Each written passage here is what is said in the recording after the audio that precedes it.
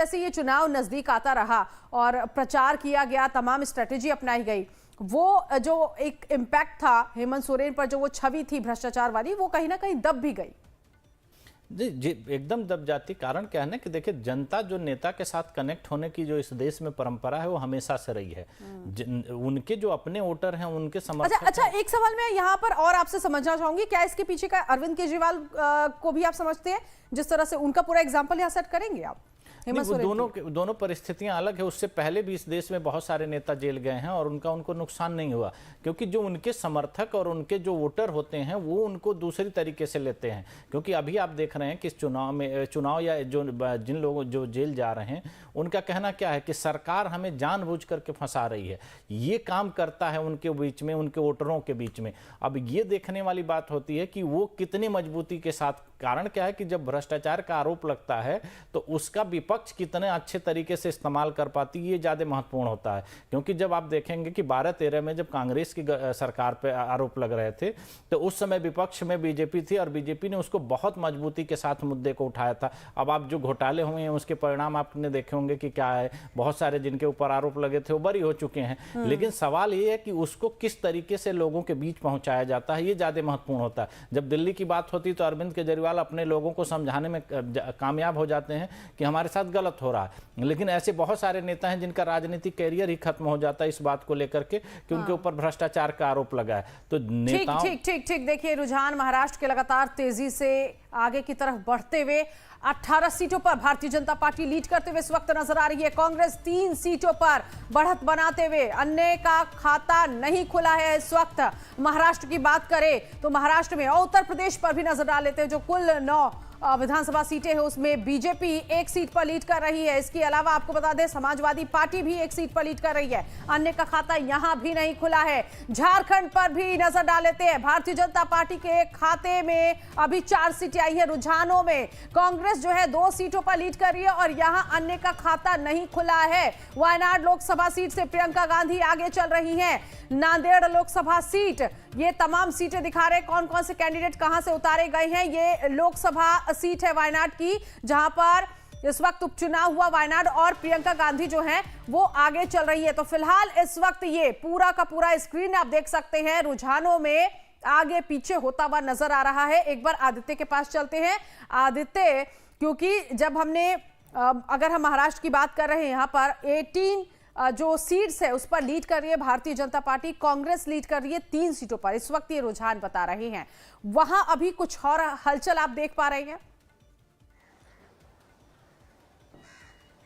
देखिए, यहाँ पर नीतू जो रुझान अभी हमारे ठीक पीछे काउंटिंग चल रही है, वहाँ से जो जानकारी हमें मिल पा रही है उसके मुताबिक अगर 288 में से 233 सीटों का जो रुझान आया है, शुरुआती रुझान, जिसमें पोस्टल बैलेट पेपर भी हैं और साथ में ईवीएम भी खुल गई है, उसके मुताबिक भाजपा 115 पर बढ़त बनाए हुए है और जबकि कांग्रेस 99 पर बढ़त बनाए हुए, 9 निर्दलीय भी बढ़त बनाए हुए हैं। जैसा मैंने पहले ही बोला हुआ था, निर्दलीय मायने रखेंगे क्योंकि महाराष्ट्र की राजनीति में 20-22 निर्दलीय हमेशा आते रहे हैं, एक एवरेज इस तरह का। इस बार ये संख्या बढ़ सकती है।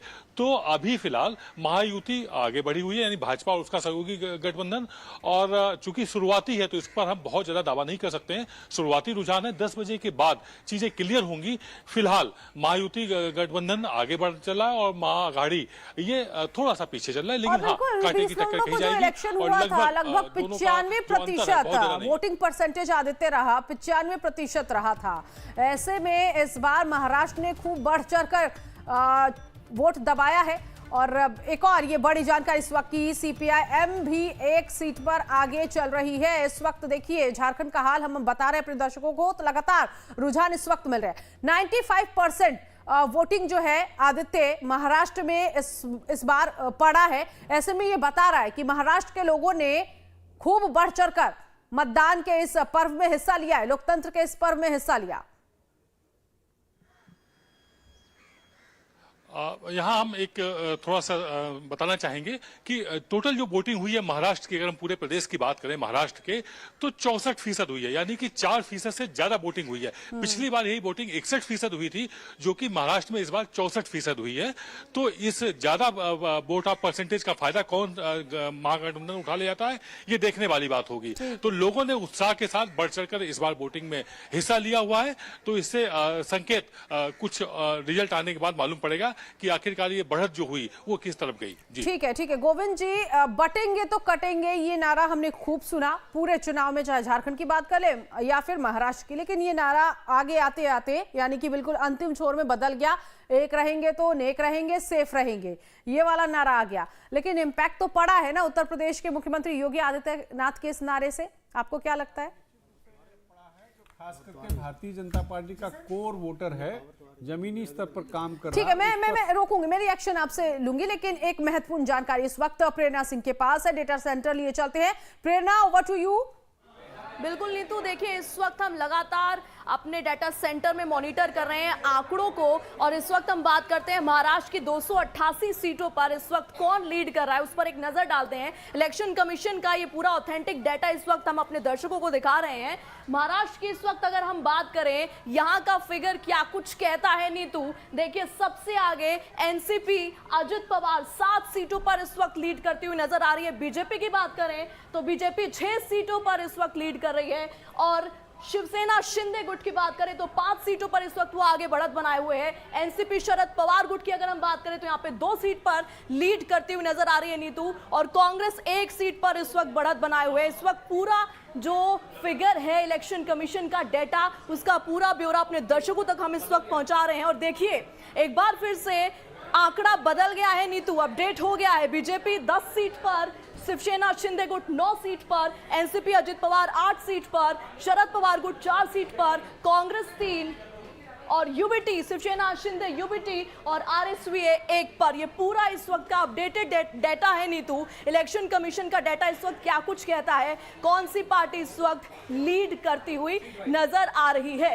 अब सीट पर नजर डालते हैं ग्राफ के जरिए, मैप के जरिए। देखिए पार्टी कांग्रेस यहां पर लीड करती हुई नजर आ रही है, चौधरी धनंजय यहां से लीड करते हुए नजर आ रहे हैं। सीट का नाम है रावेर सीट। नीतू पूरा मैप के साथ हम अपने दर्शकों को बता रहे हैं, एक एक सीट का ब्यौरा इस वक्त आप लाइव टाइम्स पर देख रहे हैं।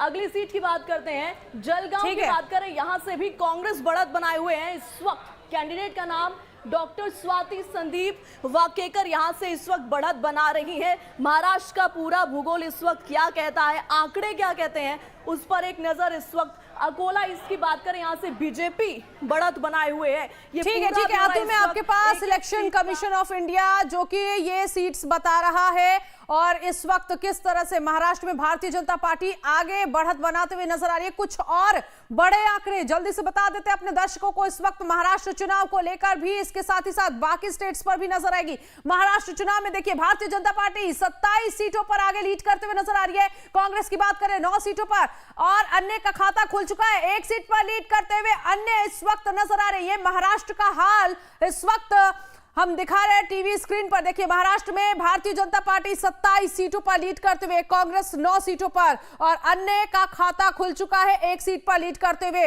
इस वक्त यूसुफ जी से ये जो रुझान है, यूसुफ जी क्या कुछ कहेंगे महाराष्ट्र के इस रुझान को लेकर? देखिए बहुत शुरुआती रुझान है, और हालांकि जो इलेक्शन कमीशन की ऑफिशियल वेबसाइट है उस पर मैं भी देख पा रहा हूँ जो आपने रुझान बताए हैं, तो इसको लेकर के भी बहुत ज़्यादा दावा नहीं किया जा सकता। भी हमें कुछ और सीटों के रुझान आने दीजिए। कम से कम 288 सीटें महाराष्ट्र में हैं, तो कम से कम आधी सीटों के रुझान आ जाए तो उसके बाद कुछ कहा जा सकता है, क्योंकि अलग अलग टीवी चैनल पर हम देख रहे हैं तो अलग अलग दावे हैं। तो कुल मिलाकर के मैं, जहाँ तक मेरा ओपिनियन है, मुझे लगता है कि वहाँ पर राह किसी की भी आसान नहीं है, और कांटे की टक्कर है, और कांटे की टक्कर को देखते हुए ही दोनों खेमों ने कांटे की टक्कर हो, ये कांटे की टक्कर हम महाराष्ट्र में भी देख रहे हैं और हम झारखंड में भी देख रहे हैं। फिलहाल शुरुआती रुझान जिस तरह से तमाम मेरे पैनलिस्ट बता रहे हैं, इंतजार करना होगा।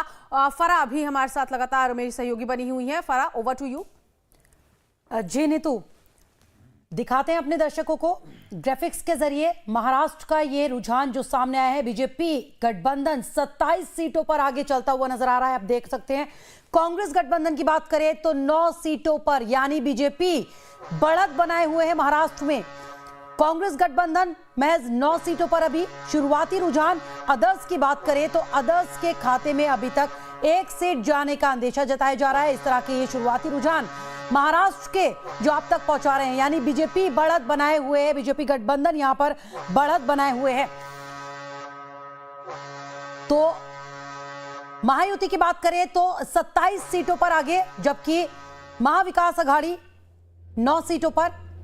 यह झारखंड की तस्वीर आपको दिखा रहे हैं, जहां पर बीजेपी अभी 4 सीटों पर आगे। शुरुआती रुझान ये सामने आए हैं, जबकि कांग्रेस 2 पर। अदर्स की बात करें तो अदर्स के खाते में अभी तक 0 है। तो झारखंड के शुरुआती रुझान 81 सीटों पर चुनाव हुए थे, 6 का रुझान जो अभी तक सामने आया, उसके मुताबिक बीजेपी 4 सीटों पर, कांग्रेस 2 सीटों पर, अदर्स अभी 0 पर सिमटी हुई है। यानी अब जैसे जैसे दिन चढ़ेगा वैसे वैसे ये रुझान आगे बढ़ते जाएंगे, नतीजों में तब्दील होते जाएंगे। लेकिन यहां पर भी महाराष्ट्र की तरह बीजेपी ही बढ़त बनाए हुए है। और महाराष्ट्र की बात करें तो महाराष्ट्र में बीजेपी 27 पर, महायुति 27 सीटों पर यहां पर बढ़त बनाए हुए है। जबकि अगर बात करें महाविकास अघाड़ी की तो कांग्रेस के महाविकास अघाड़ी के पास महज 9 सीटें अभी। ये शुरुआती रुझान जो सामने आए हैं। और अदर्स के खाते में अभी तक यहां पर 1 सीट। तो अभी ये रुझान सामने आए, धीरे धीरे और ज्यादा आंकड़ा ये बढ़ेगा। आपको पल पल की अपडेट देते रहेंगे। लेकिन ये अच्छी बात है महायुति के लिए, महाराष्ट्र में जबरदस्त बढ़त के साथ वो आगे दिखाई दे रही है। तो उत्तर प्रदेश की भी 9 सीटों पर उपचुनाव हुआ था। बीजेपी 1 सीट पर, समाजवादी पार्टी 1 सीट पर आगे चल रही है। झारखंड में 1 सीट पर कांग्रेस आगे चल रही है। जेएमएम को 1 सीट पर बढ़त झारखंड में।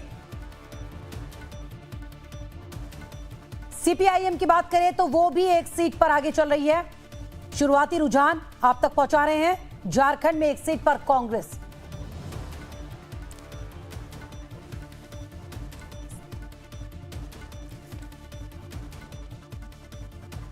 और कांग्रेस के नेता शिल्पी अरोड़ा जी भी हमारे साथ जुड़ गए हैं, उनसे बातचीत करते हैं। शिल्पी जी, जो शुरुआती रुझान आ रहे हैं, अगर महाराष्ट्र की हम बात करें तो महायुति काफी आगे चलती नजर आ रही है, क्या कहेंगे इस पर? अभी तो जी शुरुआत है, अभी तो होना है। अभी पोस्टल बैलेट अभी स्टार्ट हुए हैं, कुछ ईवीएम मशीनें खुली हैं।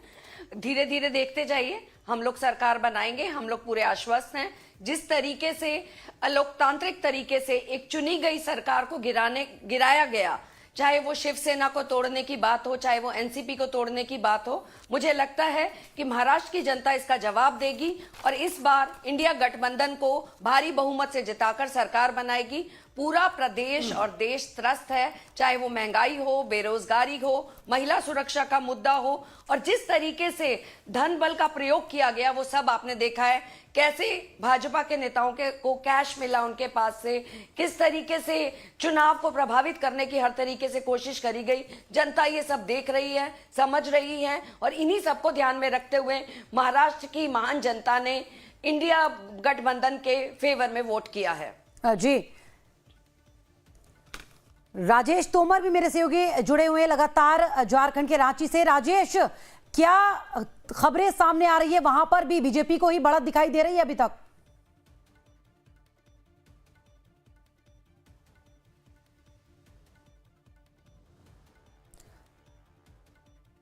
राजेश, आपको मेरी आवाज मिल पा रही है?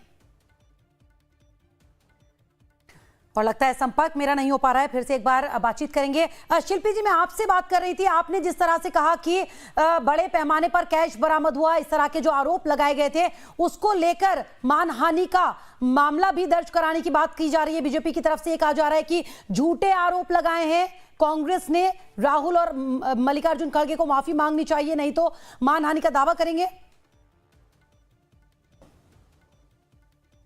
देखिए, कैश तो उन्हीं के पास से रिकवर हुआ है ना।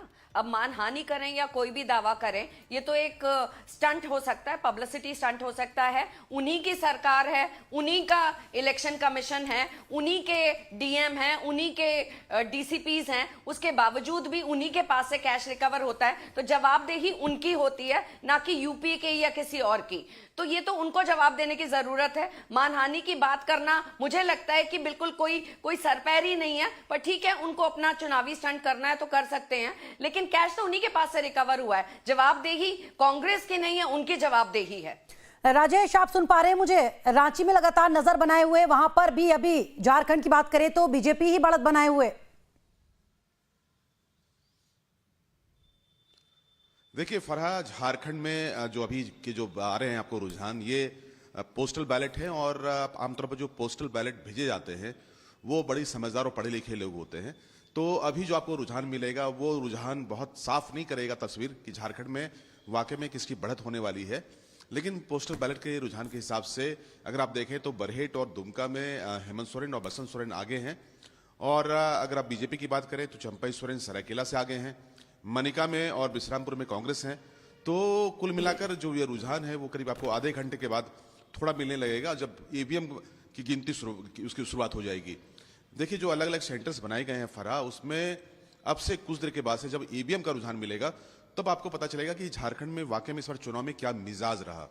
तो कुल मिलाकर हमें थोड़ा सा इंतजार करना होगा, लेकिन जो शुरुआती रुझान है उस हिसाब से देखें तो भाजपा को ज्यादा बढ़त दिख रहा है, कांग्रेस और झारखंड मुक्ति मोर्चा थोड़ा उससे पीछे चल रहा है। कमलेश भी मेरे सहयोगी लगातार बने हुए हैं बीजेपी ऑफिस से। कमलेश, सुबह जब आपने तस्वीरें दिखाई थी तो सन्नाटा पसरा हुआ था, लेकिन जिस तरह से दोनों ही राज्यों में एनडीए आगे दिखाई दे रही है, तो उसके बाद क्या कुछ हलचल तेज हुई बीजेपी मुख्यालय पर?